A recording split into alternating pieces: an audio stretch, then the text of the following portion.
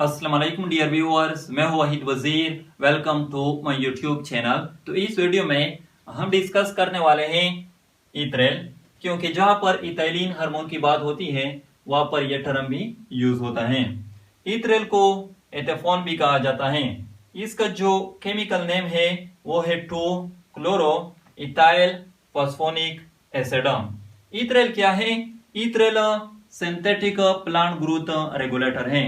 तो जिस तरह इथाइलिन हार्मोन फ्रूट राइपनिंग को काज करती है, इस तरह इथ्रेल भी फ्रूट राइपनिंग को काज करती है। इथ्रेल लिक्विड फॉर्म में अवेलेबल होता है। इसको प्लांट पर स्प्रे किया जाता है, तो स्प्रे करने के बाद जो प्लांट सेल होते हैं वो इसको एब्जॉर्ब कर लेती है, यानी ये प्लांट सेल में इंटर हो जाता है। तो एब्जॉर्ब करने के बाद प्लांट सेल के अंदर इसकी ब्रेकडाउन हो जाती है, इसकी डिकम्पोजिशन हो जाती है, जिसके नतीजे में ये इथाइलिन गैस को क्या कर लेता है? रिलीज कर लेता है इथाइलिन गैस को। और इथाइलिन गैस फिर प्लांट में फिजियोलॉजिकल रोल प्ले करती है, इंक्लूडिंग फ्रूट राइपनिंग।